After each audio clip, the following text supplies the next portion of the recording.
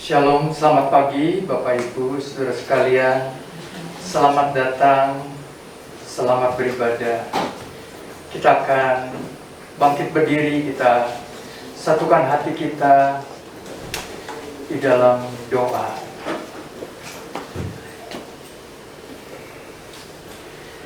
Haleluya, ya Tuhan, terpujilah nama-Mu. Pada pagi hari ini kami bersama jemaat-Mu datang kepadamu Tuhan. Kami ingin berjumpa dengan Engkau, beribadah kepadamu. Sucikan, kuduskan kami, layakkan kami. Tuhan Allah Roh Kudus, Tuhan yang kami sembah, kami rindu berjumpa dengan Engkau sekalipun Engkau tidak terlihat. Tapi kami yakin Engkau ada di tengah-tengah kami, dan Engkau sebagai Bapa yang rindu memberkati, dan Engkau sebagai Bapa yang mengasihi kami. Diserahkan ibadah ini dari awal sampai pada akhirnya ke dalam tangan, bahwa pertolongan kami datangnya daripada Tuhan Allah, pencipta langit dan bumi. Turunlah kiranya dalam ibadah kami pada pagi hari ini anugerah, damai sejahtera dari Tuhan kita Yesus Kristus. Mari kita semua berkata amin.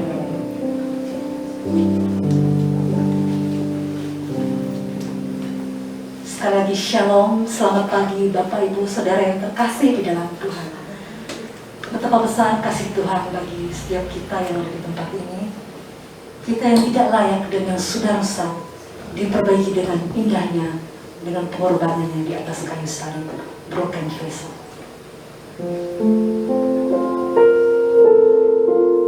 When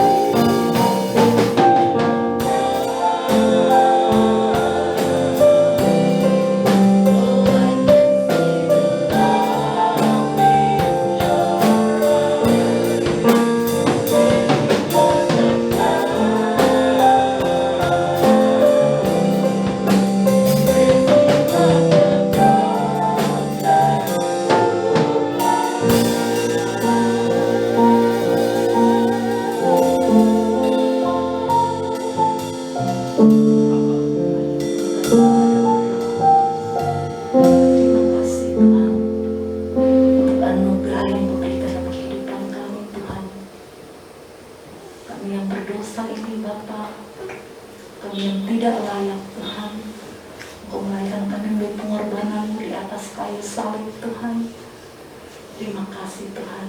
Kami ucap syukur dan syukur yang kami ucapkan Tuhan. Kami menyerahkan ibadah pada pagi hari yang tangan kasih-Mu Tuhan.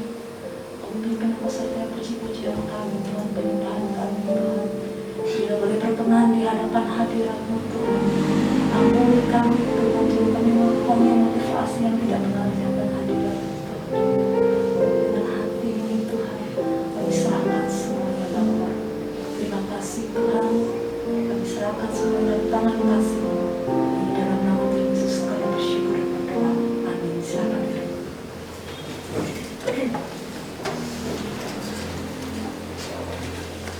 Mari kita bersyukur untuk kasih setia Tuhan di sepanjang kehidupan kita. Kita angkat pujian dengan-Mu Tuhan. Kita boleh nyanyikan pujian ini sambil bertepuk tangan.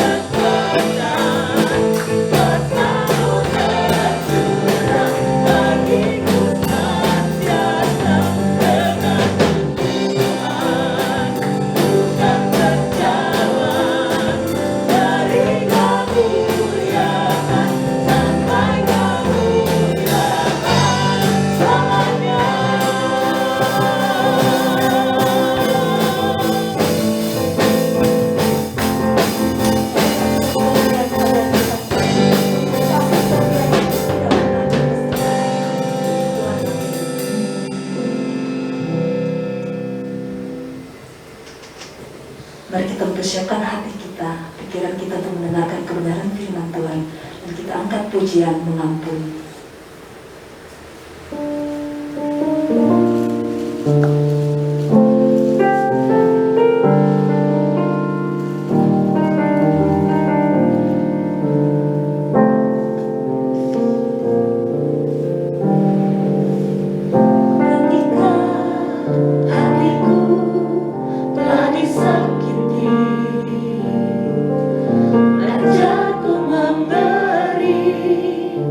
Hati mengampuni ketika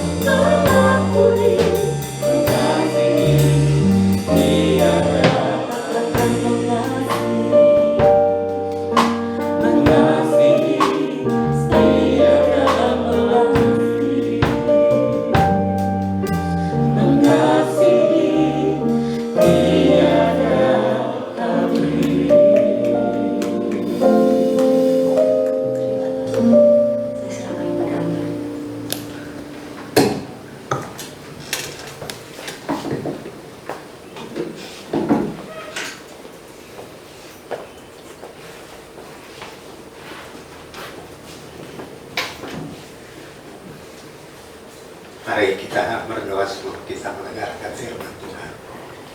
Bapa dalam surga, kami memuji Engkau untuk kesempatan kami bersama-sama dapat mendengarkan firman Tuhan di tengah-tengah ibadah kami.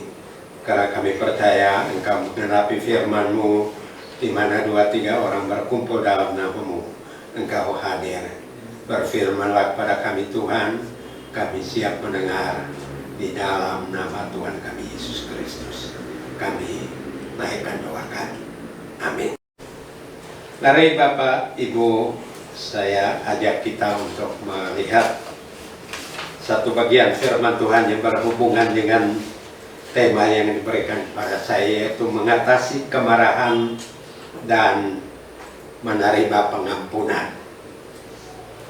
Saya ulangi kembali, mengatasi kemarahan dan menerima pengampunan. Saya kira dalam hidup kita yang namanya kemarahan dalam segala bentuk pasti kita pernah mengalami dan pernah melakukannya. Dan rupanya Alkitab mencatat bahwa kemarahan dan akibatnya ini sudah dimulai dari generasi kedua umat manusia, yaitu dimulai pada peristiwa Kain dan Habel dalam Kejadian pasal yang keempat. Saya akan mengajak kita untuk melihat bagian Alkitab ini. Kejadian 4 ayat 1 sampai dengan 16. Demikian firman Tuhan. Kain dan Habel. Kemudian manusia itu bersetubuh dengan Hawa istrinya, dan mengandunglah perempuan itu lalu melahirkan Kain. Maka kata perempuan itu, aku telah mendapat seorang anak laki-laki dengan pertolongan Tuhan. Selanjutnya dilahirkannya Habel, adik Kain, dan Habel menjadi gembala kambing domba, Kain menjadi petani. Setelah beberapa waktu lamanya, maka Kain mempersembahkan sebagian dari hasil tanah itu kepada Tuhan sebagai korban persembahan. Habel juga mempersembahkan korban persembahan dari anak sulung kambing dombanya yang lemaknya. Maka Tuhan mengindahkan Habel dan korban persembahan itu. Tetapi Kain dan persembahannya tidak diindahkannya. Lalu hati Kain menjadi sangat panas dan mukanya muram. Firman Tuhan kepada Kain, mengapa hatimu panas dan mukamu muram? Apakah mukamu tidak akan berseri jika engkau berbuat baik? Tetapi jika engkau tidak berbuat baik, dosa sudah mengintip di depan pintu. Ia sangat menggoda engkau, tetapi engkau harus berkuasa atasnya. Kata Kain kepada Habel adiknya, marilah kita pergi ke padang. Ketika mereka ada di padang, tiba-tiba Kain memukul Habel adiknya itu lalu membunuh dia. Firman Tuhan kepada Kain, di mana Habel adikmu? Jawabnya, aku tidak tahu. Apakah aku penjaga adikku? Firman-Nya, apakah yang telah kau perbuat ini? Darah adikmu itu berteriak kepadaku dari tanah. Maka sekarang terkutuklah engkau, terbuang jauh dari tanah yang menganggarkan mulutnya untuk menerima darah adikmu itu dari tanganmu. Apabila engkau mengusahakan tanah itu, maka tanah itu tidak akan memberikan hasil sepenuhnya lagi kepadamu. Engkau menjadi seorang pelarian dan pengembara di bumi. Kata Kain kepada Tuhan, hukumanku itu itu lebih besar daripada yang dapat kutanggung. Engkau menghalau aku sekarang dari tanah ini, dan aku tersembunyi dari hadapanmu, seorang pelarian dan pengembara di bumi. Maka barang siapa yang akan bertemu dengan aku, tentulah akan membunuh aku. Firman Tuhan kepadanya, sekali-kali tidak. Barang siapa yang membunuh Kain, akan dibalaskan kepadanya 7 kali lipat. Kemudian Tuhan menaruh tanda pada Kain, supaya ia jangan dibunuh oleh barang siapapun yang bertemu dengan dia. Lalu Kain pergi dari hadapan Tuhan, dan ia menetap di tanah Nob di sebelah timur Eden. Demikian jauh pembacaan firman Tuhan. Berbahagialah Bapak Ibu Saudara sekalian yang mendengarkan firman Tuhan. Mengatasi kemarahan dan menerima pengampunan. Apa yang dilakukan Kain di sini, tentu ini menjadi semacam ciri kemarahan yang dapat kita pelajari dari Alkitab. Dikatakan bahwa Kain dan Habel, kakak beradik ini, memiliki profesi yang berbeda. Habel ini seorang peternak, sementara Kain adalah seorang petani. Dan mereka sama-sama melakukan hal yang baik, yaitu membawa hasil yang mereka peroleh untuk dipersembahkan kepada Tuhan. Nah, tetapi di sini, di ayat yang kelima dikatakan, tetapi Kain dan korban persembahannya tidak diindahkannya. Lalu hati Kain menjadi sangat panas dan mukanya muram.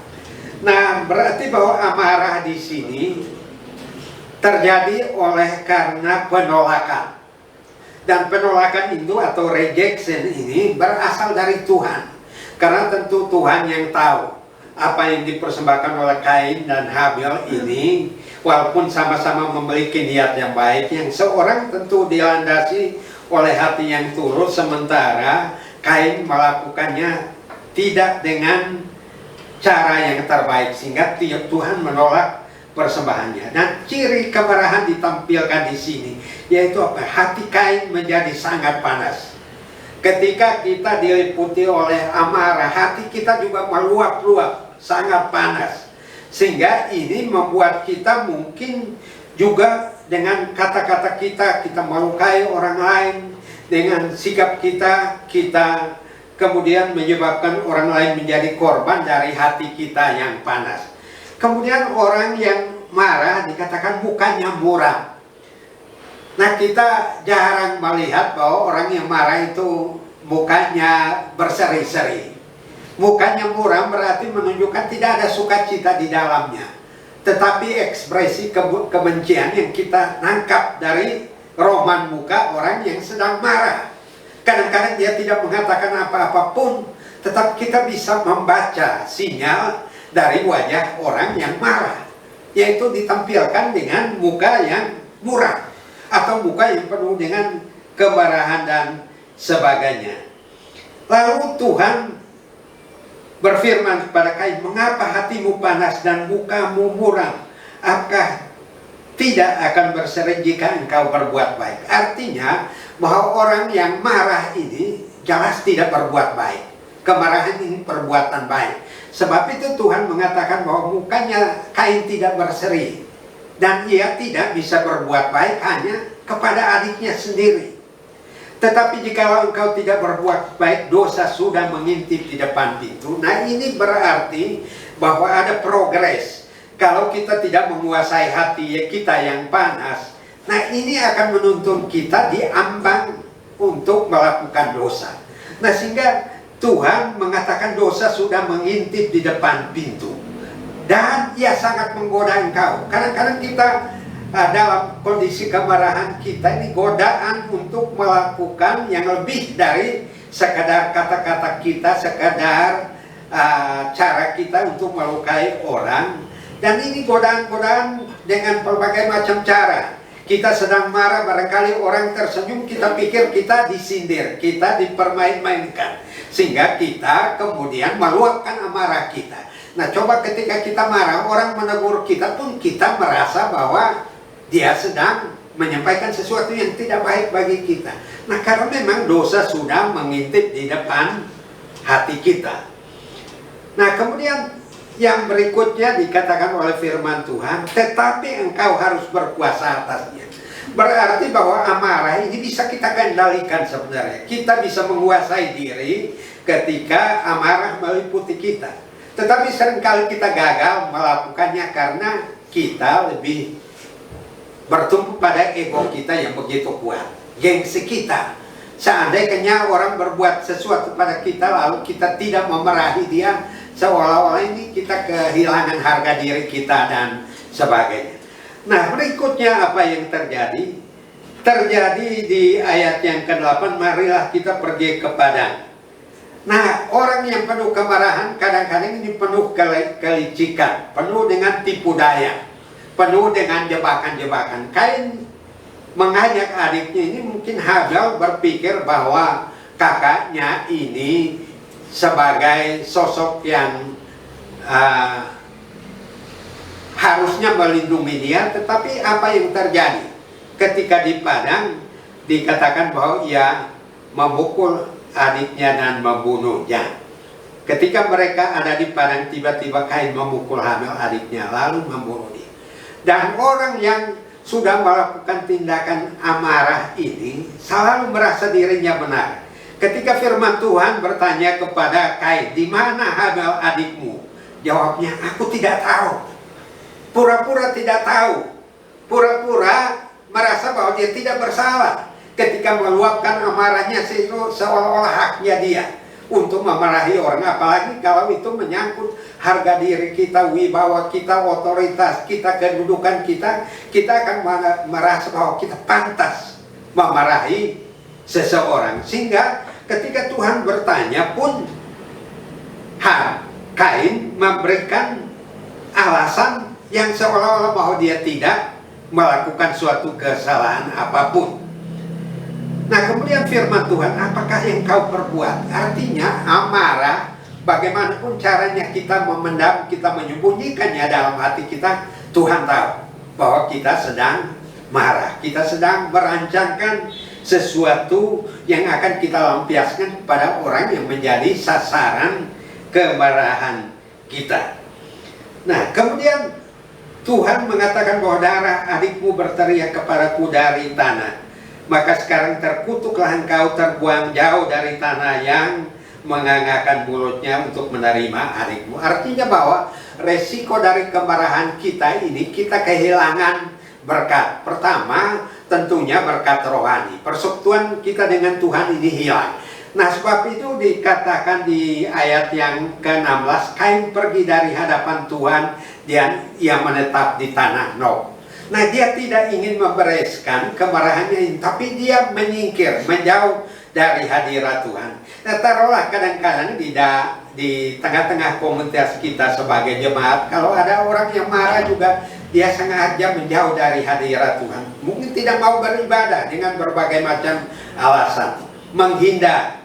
Nah, tetapi itu bukan sesuatu hal yang merugikan Tuhan, bahkan merugikan diri kita sendiri kalau kita menjauh dari Tuhan. Dan tanah itu juga tidak memberikan hasilnya sepenuhnya.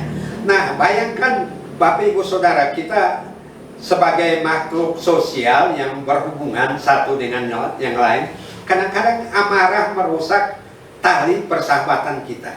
Barangkali mereka yang terlibat di dalam dunia bisnis, lalu mereka timbullah pertengkaran, perselisihan, pertikaian dengan langganan, dengan mitra kerja dan sebagainya. Kita akan kehilangan berkat.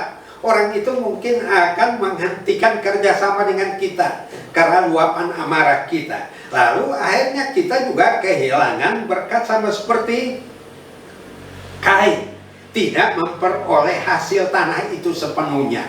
Karena tadi disebutkan bahwa dia adalah seorang petani. Nah, kenapa yang terjadi? Karena amarahnya yang tidak bisa dikendalikan, yang menyebabkan pembunuhan, sehingga kemudian pintu berkat itu tertutup. Kadang-kadang mungkin kita berpikir, wah biasa saja. Tapi seringkali karena orang yang menjadi sasaran amarah kita ini kemudian tidak lagi melanjutkan kerjasama persekutuan ataupun usaha dan pekerjaan dengan kita, atau taruhlah di suatu tempat di mana orang menyaksikan, tempat di mana kita melakukan kegiatan kita, itu juga akan berdampak pada berkat yang Tuhan sediakan bagi kita. Ketika saya masih mahasiswa, kami langganan di sebuah fotokopi, toko fotokopi dan penjelitan. Nah, tapi akhirnya kita juga membawa buletin gereja yang tiap bulan kita cetak itu cukup banyak. Dan kalau kita membawa ke tempat fotokopi itu, itu cukup besar biaya yang harus kami bayar kepadanya. Tetapi tiap kali kita datang di sana yang terjadi pertengkaran yang kita saksikan terjadi di toko itu, akhirnya apa? Teman-teman mengatakan kita cari tempat lain aja. Selain tidak nyaman, nah kita juga seolah-olah dipertontonkan dengan amarah yang terjadi. Dan ini yang kemudian menyebabkan Tuhan menutup pintu berkat untuk Kain. Oleh karena dia tidak berhasil untuk mengendalikan amarahnya. Padahal Tuhan tadi mengatakan engkau harus berkuasa atasnya. Tetapi sekarang justru amarah yang menguasai dia. Bukan dia yang berkuasa untuk mengendalikan amarah itu.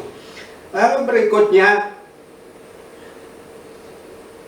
Kain berkata kepada Tuhan, hukumanku itu lebih besar daripada yang dapat kutanggung. Engkau menghalau aku sekarang dari tanah ini dan aku akan tersembunyi dari hadapanmu. Seorang pelarian dan pengembara di muka bumi. Nah, orang kalau menjadi seorang pengembara ini menjadi seorang pelarian, seorang pengembara. Kalau orang menjauh dari kita, ketika orang mengetahui bahwa kita adalah orang-orang yang gampang meledak emosi kita, yang tidak bisa menahan diri dan sebagainya, ya kita mengembara dari satu kelompok ke kelompok lain, ya, dari individu yang satu ke yang lain. Orang menjauh dari kita, seolah-olah kita berada di padang gurun, tidak punya siapa-siapa, oleh karena amarah yang ada pada kita. Dan apa yang dilakukan oleh Kain ini, kemudian dia menjauh dari hadirat Tuhan, menjauh dari orang lain. Lalu yang berikutnya apa? Muncul sikap paranoid, gampang mencurigai orang. Di ayat yang ke-14 bagian akhir, maka barang siapa yang bertemu dengan aku, tentulah akan membunuh aku. Orang paranoid ini selalu tidak masuk akal, karena pada masa itu manusia baru berempat, Adam, Hawa, Kain, dan Habel. Dan Habel sudah dibunuh oleh Kain. Nah, kenapa Kain merasa bahwa akan ada orang lain yang membunuh dia? Jadi orang yang diliputi amarah, pikirannya ini pikiran yang tidak masuk akal, yang tidak irasional. Kenapa kita marah? Ya, kadang-kadang dikatakan bahwa marah dalam bahasa Yunani, orge, artinya orang merasa bahwa haknya, feelingnya terganggu oleh karena sikap oleh orang lain. Tetapi itu juga bisa dikatakan bersifat positif kalau orang menegur karena orang melakukan dosa dan sebagainya. Dan di Alkitab seringkali dikatakan demikian. Dan di dalam Perjanjian Lama 600 kali berbicara soal amarah manusia. Ini berarti satu porsi yang sangat besar yang dimiliki oleh manusia. Nah, jadi orang yang kemudian paranoid ini mencurigai orang. Orang mengajak dia barangkali untuk berbicara, dia merasa bahwa itu satu jebakan atau suatu cara orang untuk membalas dendam dan sebagainya, padahal tidak demikian. Jadi emosi kita yang tidak bisa kita kendalikan ini kemudian membawa kita serba curiga. Ya, orang tersenyum aja curiga. Orang salam kepada kita juga kita menganggap itu sesuatu yang mungkin menghina, mengolok-olok dan sebagainya. Dan yang terjadi malah kemudian kita marah. Nah, kemudian firman Tuhan kepadanya, sekali-kali tidak. Barang siapa membunuh Kain akan dibalaskan kepadanya 7 kali lipat. Nah, Bapak Ibu, kita lihat mengapa kemudian di Perjanjian Lama baru di Petrus di Matius 18 bertanya berapa kali sehari aku harus mengampuni. Apakah 7 kali? Nah, 7 kali ini berasal dari perkataan yang dikatakan Tuhan kepada Kain sebagai jaminan bahwa jikalau ada yang membunuh Kain, dia akan dibalaskan 7 kali lipat. Artinya bahwa kemarahan kita ini juga harus diimbangi dengan pengampunan yang jauh lebih besar dari kemarahan kita. Kain melakukan satu kemarahan, tindakannya kemudian membunuh adiknya, tapi Tuhan memberi jaminan bahwa ia akan dilindungi dia dari pembunuhan, dan orang yang melakukannya berlaku hukum balas dendam. yaitu 7 kali lipat. Tetapi bagi kita, orang-orang percaya, kita membalas dengan pengampunan. Jadi kalau tema kita, bagaimana kita menerima pengampunan? Nah, pengampunan itu tidak mungkin terjadi kalau orang yang marah itu terus mempertahankan sikapnya, sama seperti Kain. Nah, artinya 7 kali kita mengampuni orang. Nah, kemudian apa yang ditanyakan oleh Petrus di dalam Matius 18 ayat 21, Tuhan bilang bukan 7 kali, 70 kali 7 kali. Nah, ini juga berasal dari Kejadian pasal yang keempat ini, ayat yang ke-23. Dikatakan, berkata Lamek kepada kedua istrinya, Ada dan Sila, dengarkanlah suaraku. Hai istri-istri Lamek, pasanglah telingamu pada perkataanku ini. Aku telah membunuh seorang laki-laki karena ia melukai aku. Membunuh seorang muda karena ia memukul aku sampai bengkak. Sebab jika Kain harus dibalaskan 7 kali lipat, maka Lamek 77 kali lipat. Nah, ini semua yang kemudian dipakai oleh Tuhan Yesus untuk memberikan pengampunan. Nah, kalau Lamek mengatakan di sini sebagai ungkapan kemarahannya karena ada seseorang yang apa katanya, aku telah membunuh seseorang karena ia melukai aku. Lalu aku telah membunuh seorang muda karena ia memukul aku. Artinya bahwa orang yang sudah memiliki amarah di dalam dirinya, emosi negatif itu muncul dalam bentuk apa? Defense, mempertahankan diri. Ada mekanisme pertahanan diri. Mekanisme pertahanan diri yang dia lakukan yaitu apa? Balas dendam. Balas dendam. Dan itu kemudian Tuhan pakai perkataan Kain dan Lamek. Kalau tadi Kain 7 kali Tuhan melindungi. Nah, perkataan Lamek 77 kali lipat. Nah, Tuhan mengatakan bahwa kita juga harus mengampuni sebanyak itu, artinya tanpa batas. Kalau orang memiliki amarah tanpa batas, kemarahan tanpa batas, berarti kita juga mengampuni tanpa batas. Nah, bagaimana dengan nasihat Tuhan Yesus? Kita lihat di dalam Matius pasal yang kelima, ayat 21 sampai dengan ayat yang ke-23. Nah, Tuhan Yesus mengatakan di sana dalam firman Tuhan ini, kamu telah mendengar firman yang difirmankan kepada nenek moyang kita, jangan membunuh. Siapa yang membunuh harus dihukum. Tetapi aku berkata kepadamu, setiap orang yang marah terhadap saudaranya harus dihukum. Siapa yang berkata kepada saudaranya kafir harus dihadapkan ke mahkamah agama. Dan siapa yang berkata jahil harus diserahkan ke dalam neraka yang menyalanya. Nah, Tuhan Yesus menyampaikan bahwa yang namanya bentuk kemarahan tidak hanya pembunuhan secara fisik yang seperti yang dilakukan oleh Kain. Tetapi apa yang terjadi di Matius pasal 5 ini yang disebut apa? Verbal abuse. Kekerasan yang kita ungkapkan melalui ujaran kebencian yang sekarang ini marak di mana-mana. Ujaran kebencian kita bisa jumpai di WhatsApp kita. Kita bisa juga melihat orang melakukan ujaran kebencian di media sosial, di Facebook, di Twitter, Instagram, macam-macam saat ini. Nah, tapi kalau kita ikut-ikutan melakukan seperti itu, Tuhan mengatakan neraka menjadi bagian kita. Padahal kita yakin betul bahwa kalau kita percaya dalam nama Tuhan Yesus Kristus, kita sudah memiliki hidup yang kekal. Tapi Tuhan mengatakan di sini bahwa orang mengatakan jahil saja harus diserahkan kepada mahkamah agama. Nah, ini artinya bahwa kita mungkin beralasan, saya tidak membunuh orang secara mekanis pakai alat dan sebagainya. Tapi apakah kita pernah menyadari bahwa mulut kita, perkataan kita ini menjadi senjata yang mematikan orang lain? Mungkin tidak mematikan secara fisik, tapi yang seringkali dikatakan apa? Pembunuhan karakter. Orang percaya yang karakternya penuh sukacita karena satu amarah yang dia luapkan, itu sukacita hilang. dia tidak bisa lagi memuji Tuhan dengan riang gembira karena takut dimarahi, karena berhadapan dengan orang yang bermusuhan dan sebagainya.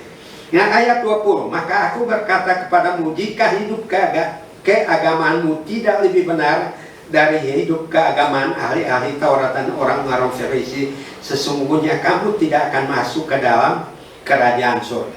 Artinya bahwa orang Farisi dan ahli Taurat marah atas nama agama, dan Tuhan mengatakan bahwa kita harus lebih baik dari mereka. Jangan kita kadang-kadang menggunakan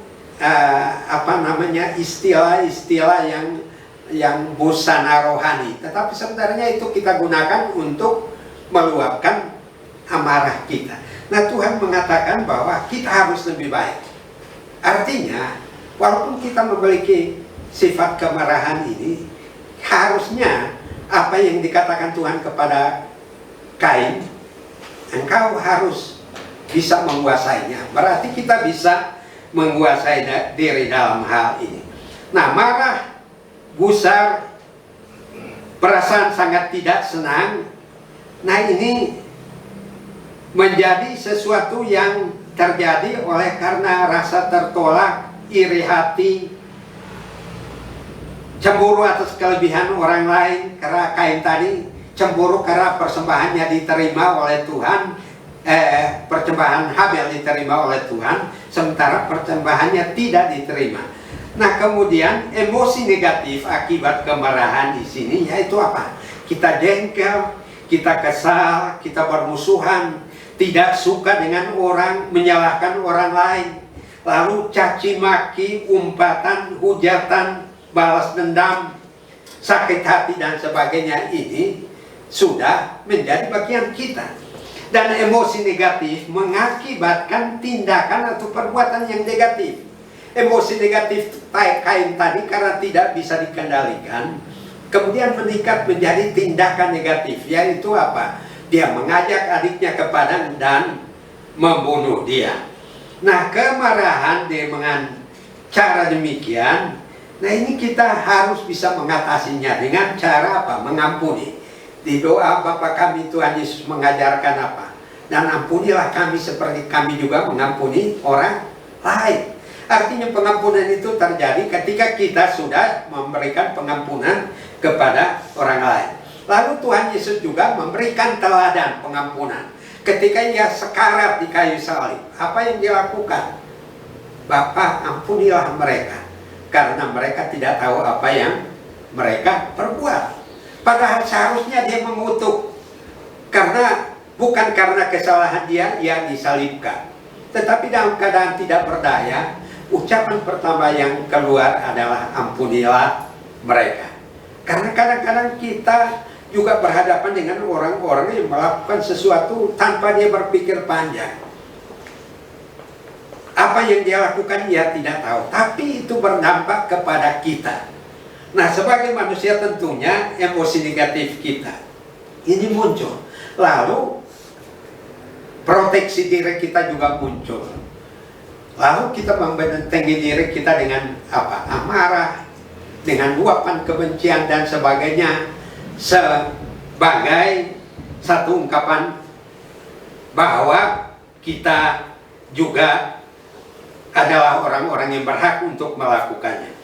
Nah, marah, ekspresi emosi negatif dapat digolongkan sebagai pembunuhan. Di ayat yang ke-21, kamu telah mendengar yang difirmankan kepada nenek moyang kita, jangan membunuh, siapa yang membunuh harus dihukum. Tetapi aku berkata kepadamu, artinya Tuhan Yesus berkata bahwa tadi verbal abuse, ujaran kebencian, jahil, harus diserahkan ke dalam neraka yang menyala-nyala. Sebab itu ayat 23, jika engkau mempersembahkan persembahanmu di atas mezbah, dan engkau teringat akan sesuatu yang ada dalam hati saudaramu terhadap engkau, tinggalkanlah persembahan itu di depan mezbah itu, dan pergilah berdamai dahulu dengan saudaramu itu. Kata kunci di sini yaitu apa? Berdamai. Artinya kalau kita ingin meninggalkan sikap kita yang bermusuhan karena kemarahan kita, yang pertama-tama kita lakukan yaitu apa? Berdamai. Tapi inisiatifnya dari kita. Seringkali kita menunggu apalagi kita orang-orang timur ini yang berbuat salah kepada kita yang lebih muda, kita yang lebih tua menunggu, dia yang lebih muda haruslah yang lebih dahulu minta maaf. Tuhan di sini mengatakan bahwa kita yang teringat, artinya bahwa kita tahu bahwa ada orang sedang berbuat sesuatu kepada kita yang menimbulkan kemarahan. Nah, inisiatif untuk berdamai itu dari kita. Tetapi aku berkata kepadamu, tinggalkanlah persembahanmu dan apa? Kita mencari orang itu, berdamai dengan dia, kemudian baru kembali untuk melanjutkan ibadah kita. Marah, ujaran kebencian, kafir, jahil sebagai sebuah bentuk pembunuhan menurut Tuhan Yesus. Nah, cara mengatasi adalah berdamai tadi. Jangan mendendam. Efesus 4 mengatakan apa? Janganlah engkau marah. Apabila engkau marah, janganlah sampai matahari terbenam. Tapi bagi orang yang mungkin sudah terbiasa dengan kemarahan itu, tidak pernah matahari terbenam. Ya. Nah, karena kalau matahari terbenam berarti dia harus berhenti marahnya. Nah, karena itu dia akan beralasan bahwa itu hanya sebuah ungkapan. Tapi artinya di sini kita tidak boleh mendendam. Lalu pengkhotbah 7 ayat 9 mengatakan bahwa jangan sampai itu disimpan di dada. Sesuatu yang kurang baik itu jangan menjadi aset yang meracuni hati kita, karena kita tampung menyimpannya di dada kita sebagai bagian dari kepribadian kita. Nah, itu harus dibuang. Segala kemarahan, segala perkataan kotor, segala sesuatu yang tidak berkenan itu harus kita buang dari hadirat kita sebagai orang yang mengasihi Tuhan. Nah, kemudian firman Tuhan mengatakan bahwa jikalau kita tidak mengampuni, Bapa yang di sorga juga tidak mengampuni kita. Nah, artinya itu resiko yang kita ambil jika kita tidak mau mengampuni. Walaupun Tuhan tadi mengatakan bahwa mengampuni itu tanpa batas, 70 kali 7. Nah, tetapi bahwa Tuhan adalah Allah yang panjang sabar. Tapi dia mengatakan bahwa dia tidak pernah membiarkan orang yang berbuat dosa untuk bebas dari hukuman yang diberikan kepadanya. Jadi jika Bapa di surga mengampuni kita, berarti kita juga harus mengampuni. Di Matius 18 dikatakan bahwa ada seorang raja yang mengampuni orang yang berhutang. Begitu orang yang berhutang itu keluar, dia menemui, berjumpa dengan temannya yang berhutang kepada dia, malah dicekik orang itu, dipaksa untuk membayar hutang.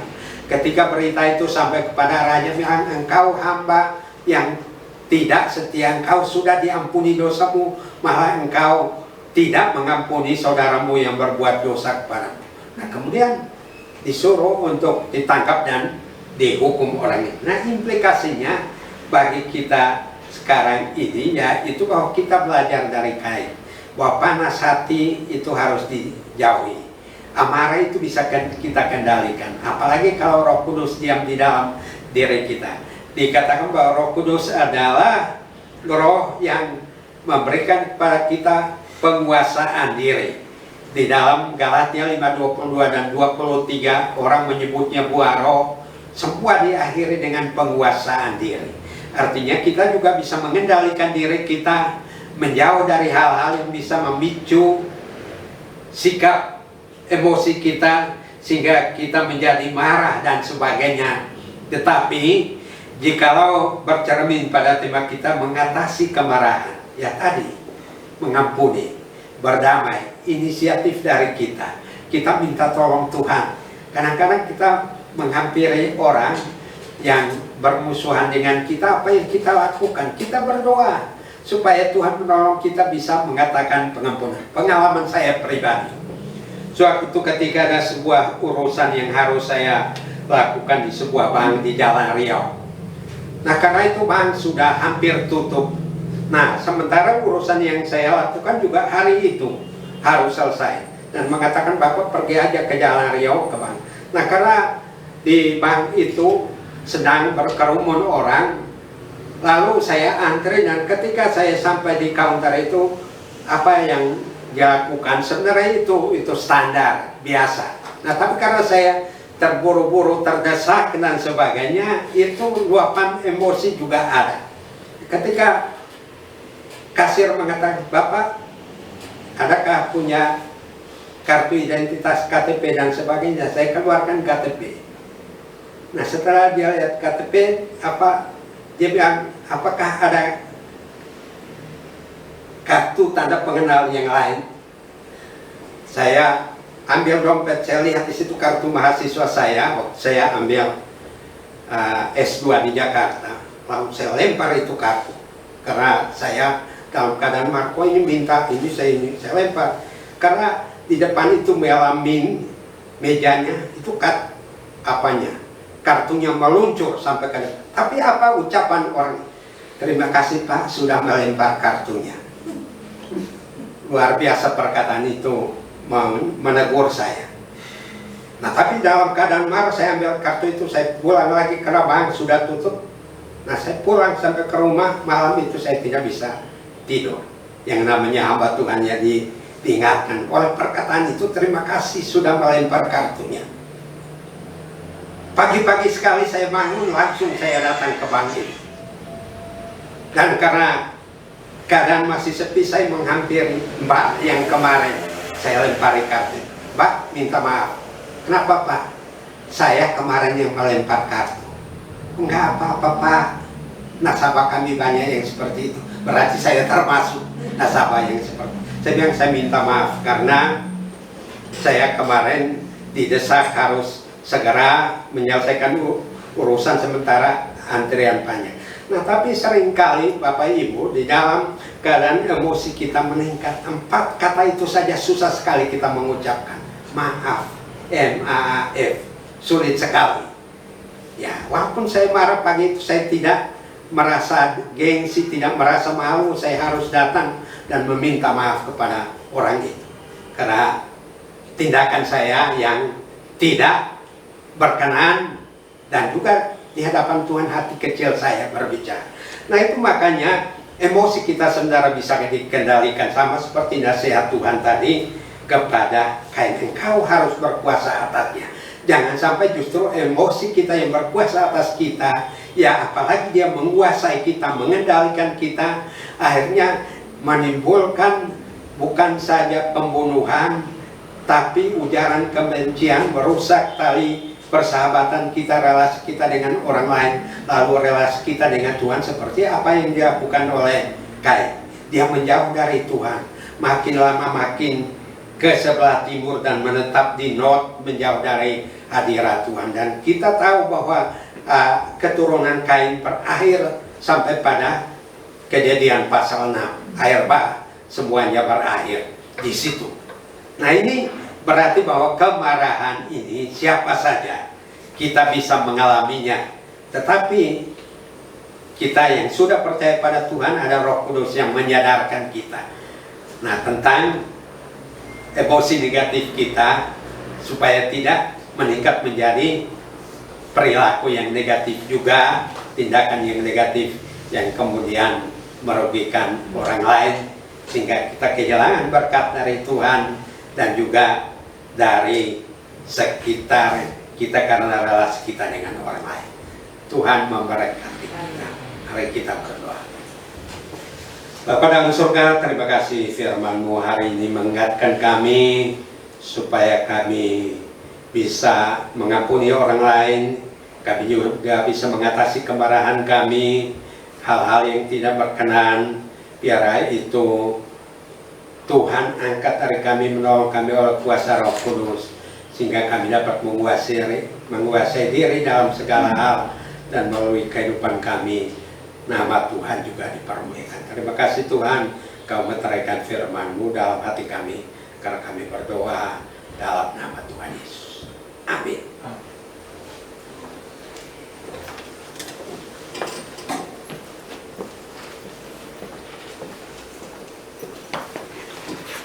Kita sudah diberkati dengan firman Tuhan yang ya dan amin. Di dalam hidup ini kita juga mengalami apa yang bisa membuat hati kita marah, kesal, siapapun kita, termasuk hamba Tuhan juga. Tetapi itulah hal yang merugikan kita, dan kita harus belajar mengampuni, berdamai, meminta maaf. Itulah berkat Tuhan yang membawa kebaikan bagi kita. Saya mengucapkan terima kasih kepada hambanya yang sudah menyampaikan firman Tuhan. Pengumuman pada minggu depan, ibadah di tempat ini seperti biasa, dan ibadah disertai dengan perjamuan kudus. Pada minggu yang keempat kita bersama mengikuti upacara perjamuan kudus. Mari, tiba saatnya kita akan memberikan persembahan. Saya mengundang para pelayan boleh maju ke depan. Mari kita berdoa. Tuhan, terima kasih buat kebenaran firman-Mu yang telah disampaikan oleh hamba-Mu. Kami percaya bahwa Roh Kudus bekerja untuk juga berbicara terus kepada kami tentang kebenaran firman-Mu, supaya kami boleh melakukannya dalam hidup kami. Tuhan, sebentar kami akan memberikan persembahan sebagai ungkapan rasa syukur kami, terima kasih kami kepada Engkau. Kiranya Tuhan memberkati persembahan ini boleh dipakai bagi pekerjaan Tuhan. Kami panjatkan doa ini di dalam nama Tuhan Yesus. Amin.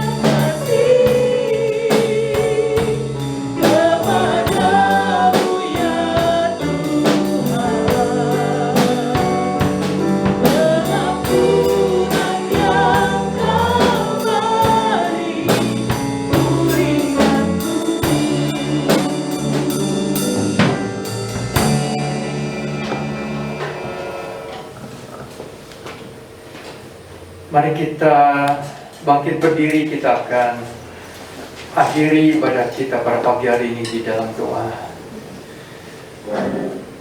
Tuhan Allah kami yang kami sembah, kami puji, Allah kami yang kenal di dalam nama Tuhan Yesus Kristus.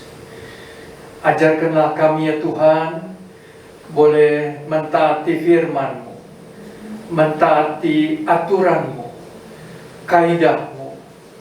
Tuhan, sebagai manusia, ampunilah kami apabila kami juga bisa melakukan kesalahan, bisa melakukan dosa di dalam kemarahan.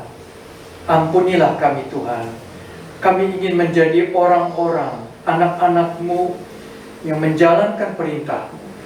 Kami bisa menjadi orang yang lebih baik, berdamai dengan orang yang kami mungkin benci ataupun orang yang menyakiti kami, supaya kami pun mendapatkan berkat anugerah pengampunan daripada Tuhan. Tuhan berkati firman-Mu supaya kami di dalam hidup ini boleh mendapatkan kasih anugerah Tuhan di dalam keluarga kami, di dalam persaudaraan kami, di dalam komunitas kami. Terima kasih Tuhan, berkati hamba-Mu Bapak Pendeta Domingus. dan keluarga yang sebagai hamba-hamba Tuhan. Berkati pelayanan mereka, kehidupan mereka. Tuhan, pakai mereka sebagai alat Tuhan. Kami membawa persembahan kami kepadamu ya Tuhan. Tuhan, memberkati persembahan ini boleh dipakai bagi pekerjaan Tuhan.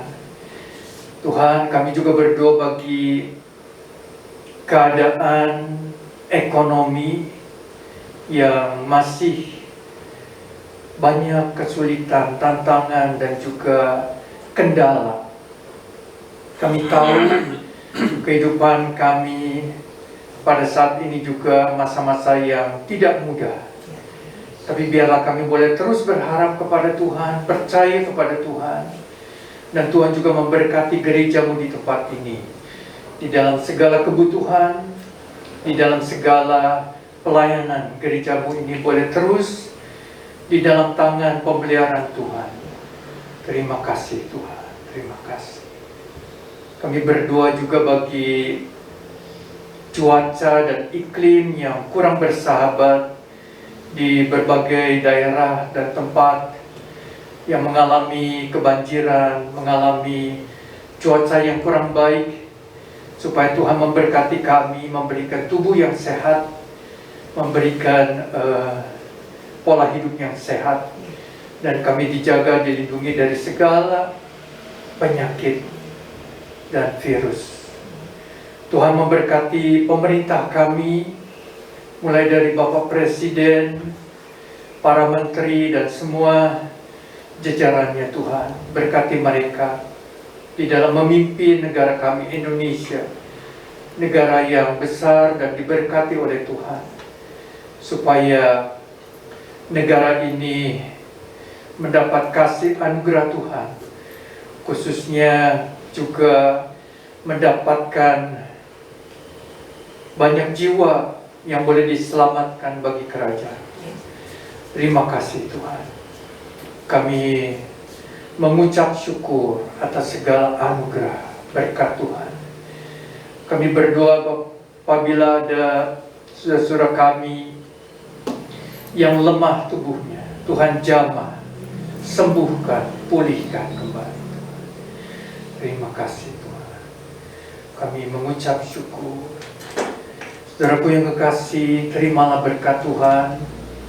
Kiranya kasih sayang dari Allah Bapa di surga, anugerah keselamatan dari Tuhan Yesus Kristus, dan pertolongan daripada Allah Roh Kudus menyertai saudara sekalian mulai saat ini sampai Maranatha Tuhan Yesus datang kembali. Amin.